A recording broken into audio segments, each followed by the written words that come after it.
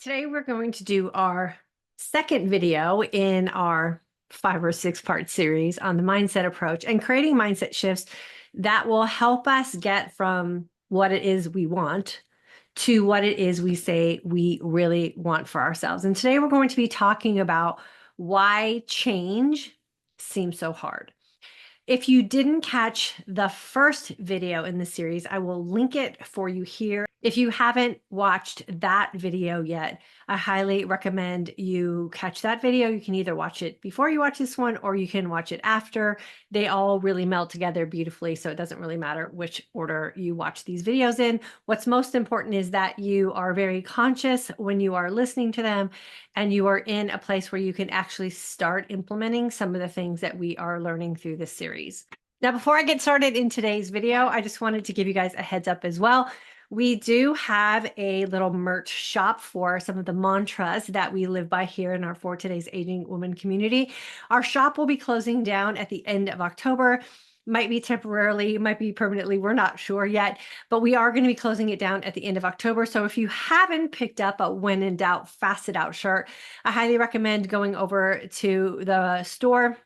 Again, I will link it here for you and pick yourself up one of our community crew necks. These are very cozy crew necks, and they do really help you create and keep the mindset of this lifestyle that we are all living. And, you know, here, When in Doubt, Fasted Out really does just remind us that when life gets tough or things seem stressful, we lean into our fast to prove to ourselves we can get through hard times without having to use food. So When in Doubt, Fasted Out community crew necks are available in the shop.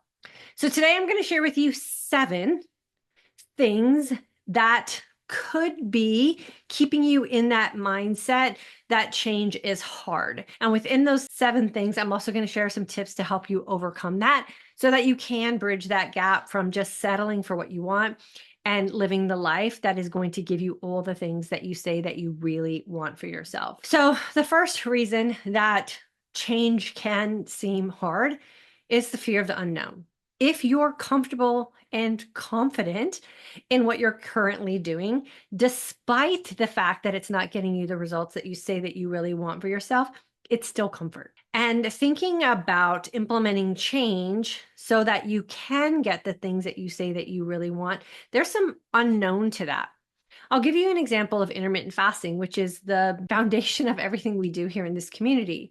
If you have never gone several hours without a food fix or drink fix or a mint fix or a gum fix or something to pacify you throughout the day, then the thought of doing absolutely nothing for X amount of hours can be daunting. But it's just the fear that you have about something that you haven't experienced because it is so different from what you are currently doing. Once you start building up that fasting maturity and that fasting muscle, and you start adding some hours onto your fasting protocol, you will be able to fast for 20 plus hours, easy peasy, lemon squeezy, just because it is no longer an unknown to you in your body. So if you're struggling with something that you say you really want, and the struggle is coming from the thought that it's going to be hard simply because you've never experienced it before, the best advice I could give you is just go for it. Go all in. Jump into the thing that you say that you really want without hesitation and trust that you are going to be able to handle it. And that thing will be able to deliver for you everything that you say that you really want for yourself. You won't know until you try, and that fear of the unknown will stay with you until you have an experience. The second concept or thing that could be keeping you in a state of not feeling satisfied with your life and fearing that something's going to be hard for you is the fear of losing something. When we want to create change, we often have to give up something in order to get something. And that loss is a real feeling. And the way I like to make a mindset shift about that is I don't think about taking anything out or losing anything in my life when I want to create change.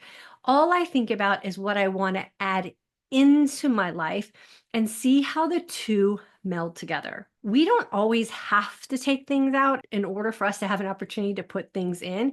And if what we're putting into our life or bringing into our life that's going to help us create the change that we say that we want, oftentimes what happens is that thing that we're bringing in will just surpass or replace the thing that we are trying to either eliminate or maybe even just minimize in our life. So if you're feeling like change is hard because you don't want to give something up, give yourself permission to keep that thing in, but also create room to bring in the change that you say that you want. See how those two things work together. If the change that you want to make is superior to the thing that you're trying to give up, or if the change that you want to make is actually getting you what you say that you really want, you won't experience the loss because you will already have experienced the gain. The third reason why people fear making change in their life or thinking that change might be difficult is you have to put conscious effort into making change. We often get ourselves in this autopilot mode where we stop thinking about how we show up for ourselves or decisions that we are making or people that we are hanging out with or habits that we have incorporated into our life, despite the fact that we have acknowledged that they are not serving us or are not getting us the things that we say that we really want for ourselves. Autopilot is a real thing and it takes zero effort. It takes zero energy. We just do the thing. And so when we want to create change, we have to keep reminding our brain and remembering to do the change that it is we want to implement. And in the beginning, that can be mentally, emotionally, and physically exhausting. But with consistency over time, it will totally be worth it for you.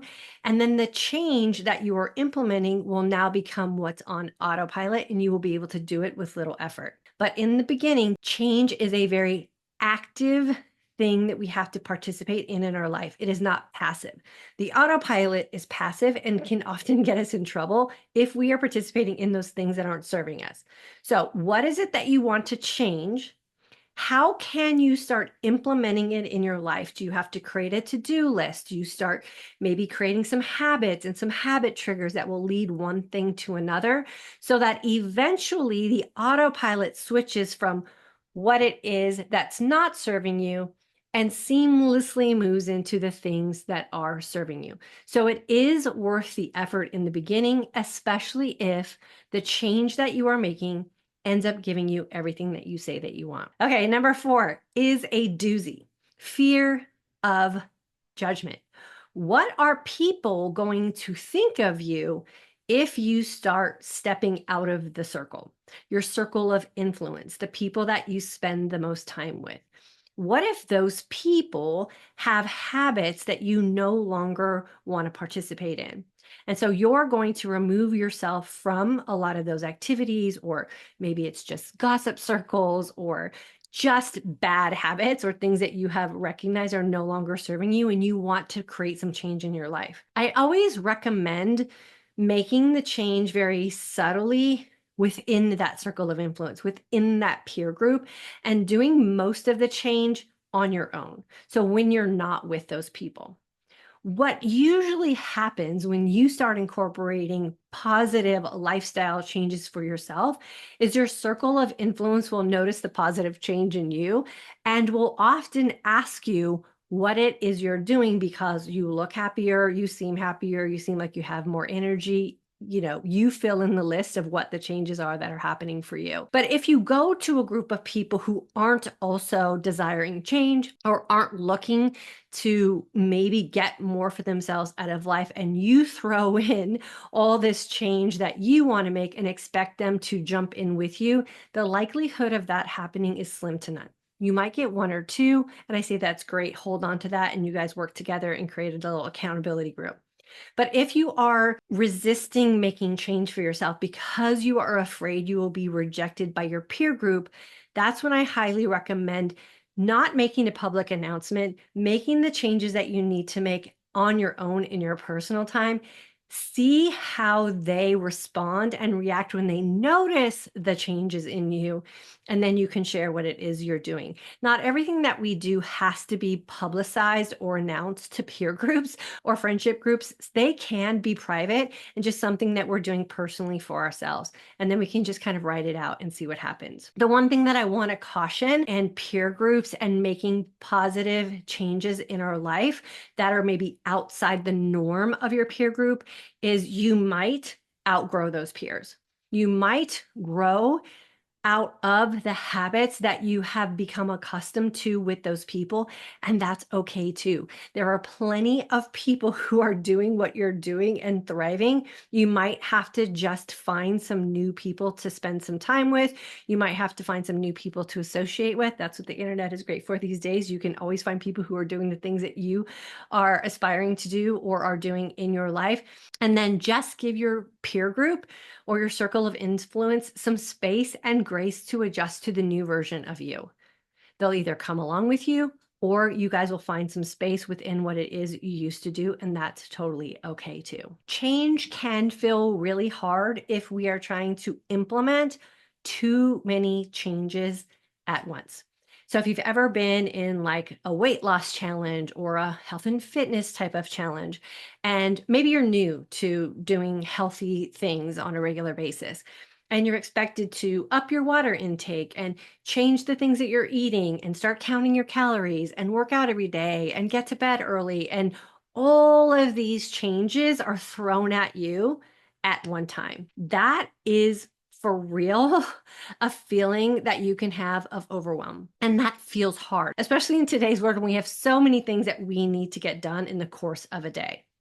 What I recommend doing is making a list of all the changes that you want to make over a span of time. Let's say 6 weeks. Pick one thing that you want to incorporate the first week. Maybe it's tracking your water intake. Set up a system for how you can track your water and the goal for how much water you want to consume every day for that first week. Check, done. You got the week over. You have a new system. You have a new habit. You don't have to think about that as much. It won't seem as overwhelming. Then on the second week, maybe you start working in a fitness routine or carving out 20 minutes a day for you to move your body in a new way. Schedule that in for a week. Check, done. You have a new habit. It's scheduled in. You don't have to worry about anything else. It's already part of your day. Week 3, add in a new thing. Week 4, add in a new thing. Then by week 6, you have been able to incorporate all the things that are expected of you in a time frame. You pick the time frame, you make the list of the things you want to incorporate as far as changes and implement one thing a week. This also gives you an opportunity to make some tweaks on some things that might not be working for you as advertised, and that is fine too. Find a way that feels authentic to you to create these changes, but I always say implement one change at a time. It will help avoid overwhelm and it will help you from quitting on yourself because you do think it is just too hard. Another big reason why people think change is hard is because we make change too complicated. Change should be simple. It should be little tweaks that are going to move you from what you say you want into what it is you say that you really want.